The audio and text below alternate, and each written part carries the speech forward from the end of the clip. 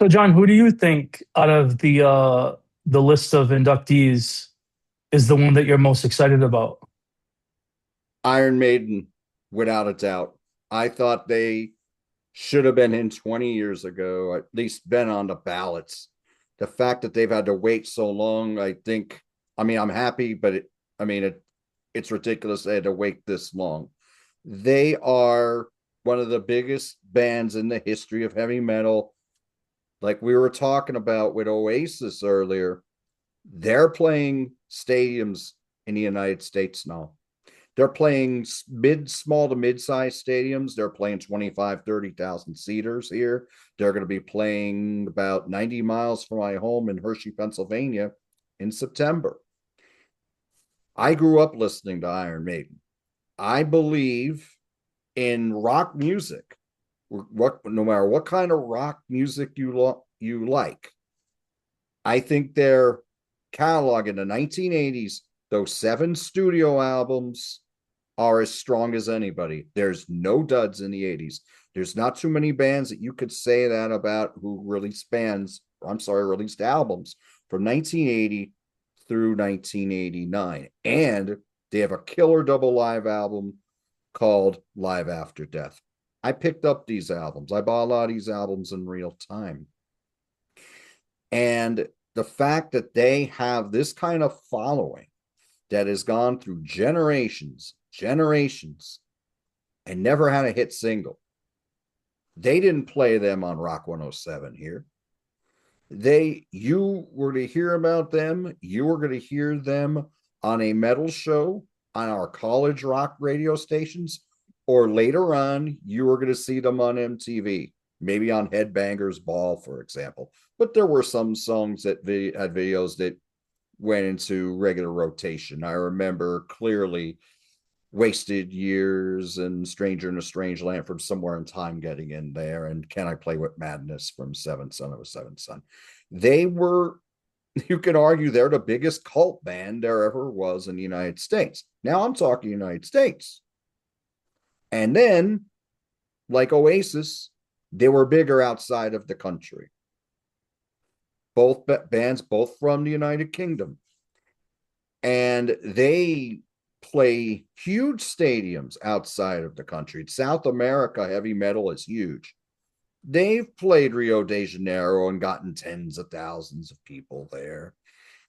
They're so big in Europe. I mean, they've become, they're like a Destiny type band now. We gotta go see Iron Maiden. And it's not so much because, oh, we don't know, this might be their last tour, we got to catch them while we can. They're not at that point yet. Although I know Bruce Dickinson had cancer and he beat it. Nickel McBrain, their longtime drummer, not their original drummer, had to leave the band because it was just taking its toll on him physically. But they have a fantastic reputation as a live band to the point where they can go sell out big arenas and play small stadiums and just play the new album. And their fans are so dedicated, they don't care. Oh, they're not going to get pissed off because they didn't play Run to the Hills. They're not waiting for, it's not like they're going to see Rush and they're waiting for Tom Sawyer. Rush, as much as I loved them, they always got to play Tom Sawyer, right? Judas Priest, as much as I loved them, they got to play Living After Midnight, right? Iron Maiden can go out and play the whole album, and their attitude is, well, we're to play the whole album. You want to come. If you don't. People come anyway. And they've always sounded great live. They've had their ups and downs. They had the Blaze Bailey period there in the 90s, but that point was, it wasn't strong for heavy metal bands in general. They were playing, Iron Maiden was playing clubs then, like smaller places, 1,000-seat clubs. Judas Priest was playing them too when they had Ripper Owens singing, but then they had to come back. But what's crazy about Maiden is they came back with Brave New World, Dance of Death, Matter of Life and Death, and then their albums were like chart high and then they drop, and a lot of us fans are like, oh, they're too long. But there were still good songs on all of them, maybe not like you had back in the 80s, but it didn't really deter their following. If they were going to play songs off of Senjutsu, well, people are still going to go see them anyway. And I think those 80s albums that I talked about in particular have really stood the test of time. I think they're some of the best heavy metal albums that have ever been released. Not so much because they were platinum albums in the United States. It's that you could still listen to them and they still really sound fresh. I think the songs are very memorable. And yeah, their stuff is really, really held up. And I think it's a travesty that they had to wait as long as they did. So congratulations, Iron Maiden. It was long deserved, and I'm very happy that they're getting in. How familiar are you with Iron Maiden's music, David? Um, I'm a little familiar with it. Okay. I always go back and try to get into it. It's not a band that I've courted at this point. Um, from what I remember, the Paul period at the beginning, I Okay. preferred. I liked that first Iron Maiden album, Killers. The second one, I think I enjoyed that one too. And then there's a couple of what is it, Rhyme of the Ancient Mariner? Ramen Ancient Mariner is the last track that's on the album Power Slave. Yeah, that one, that song I remember thinking was really cool. I did check out because of how big of a fan I was from Judas Priest Turbo. Sometime uh, somewhere in time or whatever was sort of like a kissing cousin of that because it's got synthesizers in the same year, 86. So like I was very drawn to like, well, what did they do with it? Because that one doesn't really get the harsh reputation that Turbo does. Um, and when on the radio and stuff like that, on like Spotify radio, Wasted Years would come on a lot.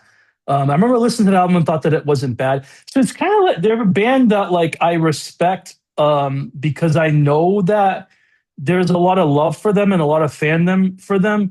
And a lot of times in life, it seems to be every year, I um, I end up falling in love with one of those bands that on paper I'm supposed that I should like and seems like I'll get into, but it's just the timing hasn't hit yet. Happened a few years ago when we met with Thin Lizzy, for example. I'd heard Thin Lizzy for so long and never hit, and then they just hit. So I always figured that Iron Maiden is going to be one of those groups that it's got that cool lore behind it. What I want to ask you is, I know that a couple things I do know about them is that there seems to be a feeling amongst the fan base or like the purists that the uh, the classic period either ended with Power Slave or it ended with Seventh Son of a Seventh Son, and particularly that album. Oh, it escapes me. The one from '89 is like uh, interestingly like rated low compared to the other ones. On 90, Uh, 1990, that was No Prayer for the Dying. Yeah, I don't know why I think that was in '89. That's the one with they had that "Take Your Daughter to the Slaughter" Your song or daughter was something like wrong. that. Is How do you feel about that one? Is that one? I've never owned it.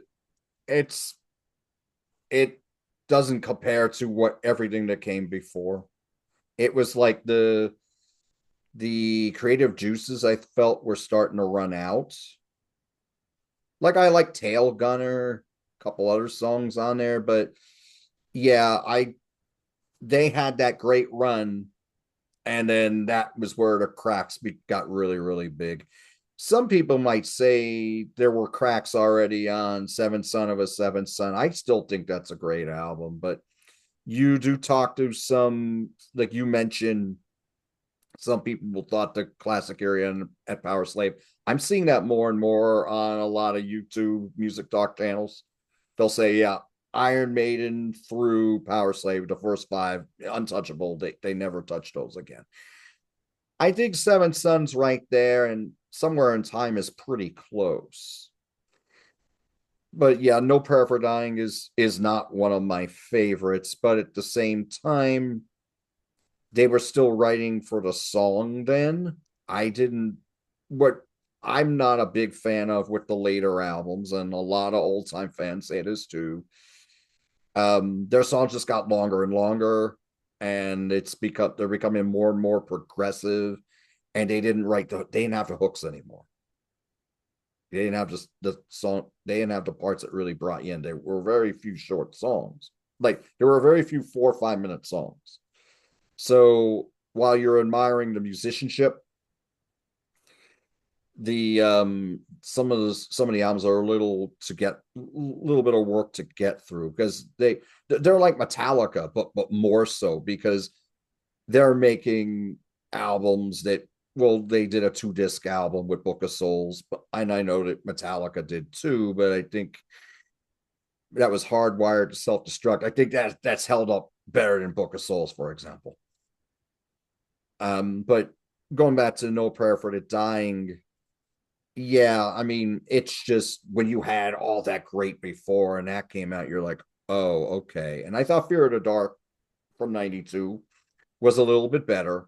And that was when Bruce left the band and he went solo for a little while, and they brought in Blaze Bailey for a couple albums. So yeah, to answer your question, yeah, I mean, I definitely recommend everything from the 80s before I would go to No Prayer for the Dying. It is Paul and Blaze getting inducted as well, or are Paul and Blaze getting inducted as I well? have to look into that. I thought I read that all of the members that were in the band were inducted. I I definitely think Paul should be in, because those albums, even though they didn't sell, a lot of diehard fans think they're the best albums. And Yeah, they were a different band then. They weren't as progressive as they would be, and they weren't singing so much about history and stuff like they would with Bruce. Bruce is the operatic voice. Paul yeah. Di'Anno, rougher and gruffer. He had more of a rock voice. I I'd have to look into it, because I've read comments saying, "Oh, Paul should go in. Oh, Blaze should go in. Oh, Clive Burr should go in." Clive Burr, I think, absolutely should go in. He played drums on the first 3 albums, and then he had health issues and he had to leave the band. He's no longer with us. But I have to look. I mean, you I would have no issue with Blaze going in. Because there's good songs on those 2 albums from the 90s there. But yeah, I'd have no issue with all the members going in. Are those two albums from the '90s better accepted than the two Ripper albums are in the Priest catalog? That's a good question. It depends who you talk to. Um, we did a we did a show on My Music Corner, John Clauser's channel, and we all argued. We were talked about replacement singers, right? Yeah, And I think they were all in the 90s, right? So there was 4 of us on there, and we all argued who we all argued for a different band. And Peter Jones argued for Iron Maiden. And I argued for Anthrax because I love John Bush's work with Anthrax. Not as much as his work with Armored Saint, but I thought the first album that he did with Anthrax, Sound of White Noise, was their finest. And I'm in the minority on that. But what Pete had brought up is Pete had said, he had asked me, was John Bush accepted by the fans? And I said the fans accepted him. And we were talking about John Corabi and Motley Crue, and I think Mike Lozano might have talked about him. And he said, was he accepted? And I think Mike said yes. And then I think John talked about Ripper, and he goes, well, yeah, he was accepted too. And he goes, and Peter goes, well, there goes, we're getting to my point. And he says, they shit all over Blaze Bailey, and it's a shame, because he shouldn't have gotten that, because he wasn't, I don't know how many of those songs he was writing. I don't know. I think it was mostly Steve Harris. So he got a bad rap for those albums. For me, they're both, if you go Maiden and Priest, I would say among their, that's a good question.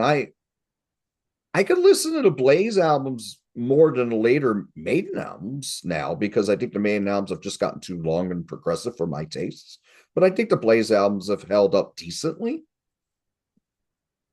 With the Priest albums, well, my least favorite is one of the Ripper albums, and that's Demolition.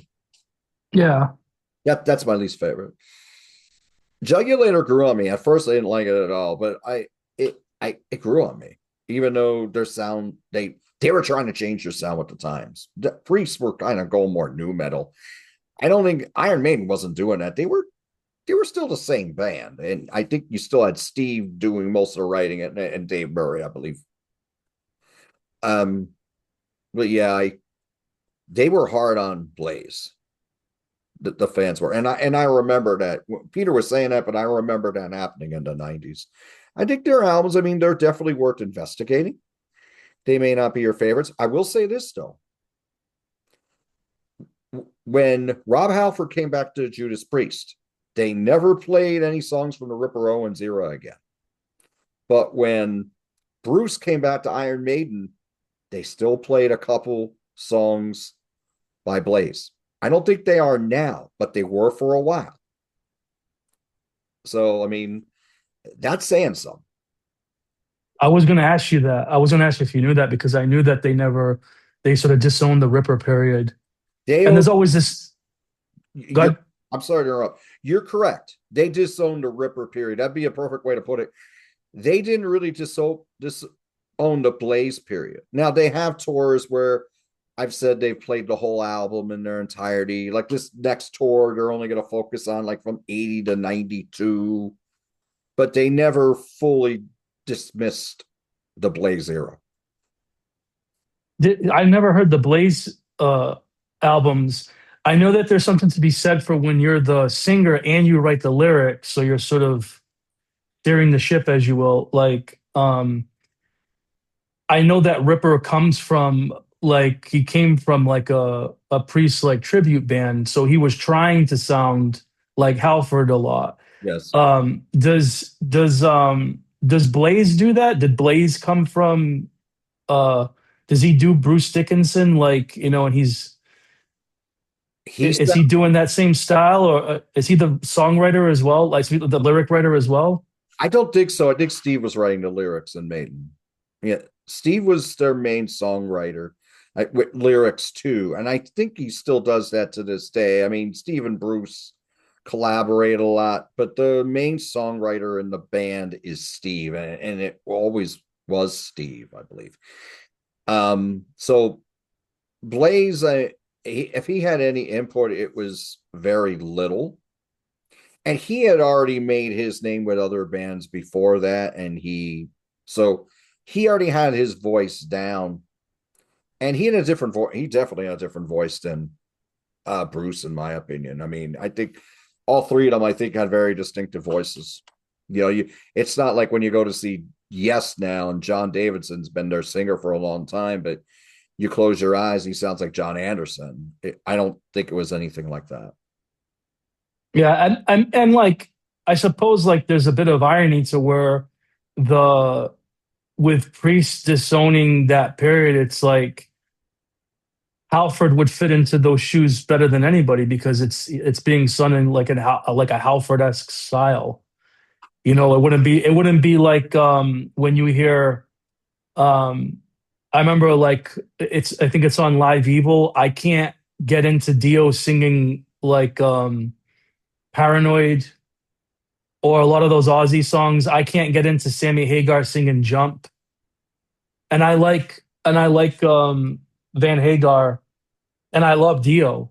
But they're so different, like, and they're doing a different like interpretation of like how it's being sung, and um it just sounds off. I'm with you on Ronnie James Dio singing Ozzy songs. It just doesn't sound the same. And I prefer Ronnie James Dio as a singer to Ozzy Osbourne, but yeah, him singing Iron Man Paranoid doesn't, yeah, it was always tough for me to get used to. War Pigs I was able to handle, but some of the others, Not so much. Yes, because he, And more dramatic voice than Ozzy and a lot more range than Ozzy had too. I have a feeling too that Dio was known for his ego. Let's face it, like he really did have his, when you listen to a lot of those interviews from when he was in Sabbath and stuff, they were really um, at each other's throats. There was this thing to where I think because Geezer Butler wrote the lyrics, that's why he even probably accepted singing them. Like I don't think Dio would have sang the writ, like something that Ozzy penned. I have a feeling that because like that was written by the guy that he still was partners with in Black Sabbath, he probably felt comfortable singing it. Whereas when you got Ian in the group, there seemed to be a comfortable um, like a comfortability with the past Yes. to where Ian could. I don't know. Um, there must be bootlegs of that tour, the Born Again tour. I haven't heard it, but like that's such a short album. I love Born Again. Such a short album that they must have did um, other Sabbath songs. I don't know if they did Dio Sabbath and Ozzy Sabbath, or if at that point it was such a we're upset about the Dio split up that we're going to go back to Ozzy. Um, you know this? Can you speak to this? He, I believe I have the I have Born Again. I think I have the deluxe edition, and there's a live disc. He's singing the Ozzy stuff. Oh, I don't believe he touches the Dio stuff. oh, okay. Does Ian Gillan? Yes. Yeah, I don't believe Ian Gillan sang any of the Dio stuff. If he sang anything, it may have been Heaven and Hell, but I don't think he touched it. I would be curious to hear how Ian sounds like doing the Ozzy stuff and Heaven and Hell. Because I feel like he could do both. And then they just what they did like Smoke on the Water from Deep Purple probably, and that's it. Yeah, that's what they did. They would, Yeah. yeah, they'd hit Born Again hard, and he'd sing the Ozzy stuff, and they'd end the shows with Smoke on the Water. That is true. It's interesting because when you're in that time, when you're in that capsule at that point, you're you're just like a split second away from Perfect Strangers happening, but it didn't happen yet. So Right. nobody has any idea that this is about to happen. It's kind of like Ian's sort of getting I don't know how popular Born Again was. I from what I remember it wasn't as popular as Mob Rules and Heaven and Hell were sort of bringing the stock in the band going up, but it still was more popular than Gillan. The band was like at least in the States, since I don't know about the UK, but like at least in the States. That's another band that like I really have listened to a little bit and like I need to get into more. But yeah, it's like right. You're like, oh, Ian Gillan's cool. Like, we love Deep Purple. He's been gone from there for like 11 years now, 10 years or whatever. And yeah, I wonder if that was kind of like the thing that made Richie sort of like wake up, Richie Blackmore sort of wake up and be like, hey, it's viable. I'm over here struggling a bit with Rainbow. I'm doing okay. I know I can do better. He's over there. He's doing with Sabbath. Like I wonder what it really was that sort of they say broke the straw that broke the camel's back. It's like the chiropractor that fixed the camel's back in that sense. Like what really was the last thing that mended those fences? Because I love Perfect Strangers. Perfect Strangers was that was the first Deep Purple album I bought because I was 14. So I think both Rainbow and Sabbath were at their down points at that time because we got I just say Straight Between the Eyes, it might have been, or Bent Out of Shape, one of those. Been out of shape, yeah. Bent Out of Shape. And Street of Dreams wasn't as big a hit as Stone Cold. It didn't chart as high. And then in the meantime, Born Again, that hit the top 40. I don't know if that certified. It certified many, many years later if it did. Yeah. It might be due for a certification, but that, yeah, that wasn't accepted like the Dio era. You weren't hearing those songs on the radio. I remember the first time I heard anything off of that was they had a video for Trash, and that got played on MTV a little bit. But outside of that, if you were going to hear the songs, it was going to be on a metal show on a college station on a weekend, so or to go see them live. So Is it the Zero the Hero video that like they're decked out? It's like a Frankenstein. I never saw. You mean Trashed? Because I don't remember seeing a video for Zero to Hero. Maybe they didn't. I think there was a couple of videos. I think it was sort of like they're all connected, Uh, um oh, like a little mini. It's cool because you're watching that and at the same time like Ozzy's got Bark at the Moon and he's like the mad professor and he turns into the werewolf and stuff and all that like it looks like Hammer House of Horror type of deal, like the British like Hammer like era of like gothic horror, and they're doing these really, I don't think they're cheesy, I think they're cool, but they're these low budget little theatrical films. I think there's one for Zero the Hero and Trashed, and what's the other big song from that album? Performing the Priest. I think there's one for that too. I think there's a trilogy of videos. I could be wrong, but it looks really cool because it looks like, at the time you had the metal health guy that looked like Leatherhead, kind of like Yeah, yep. all that stuff going on in like the early 80s and the early MTV. I like that, hey, we got a $500 budget and we're like, the theater club in high school. What can we come up with? Right, Like, let's exactly. make costumes out of cardboard or whatever. I love that. I think that's so cool. Very good. Yeah. So, what do y'all think of Iron Maiden finally getting into the Rock and Roll Hall of Fame? Please let us know in the comments, and we'll talk to you soon.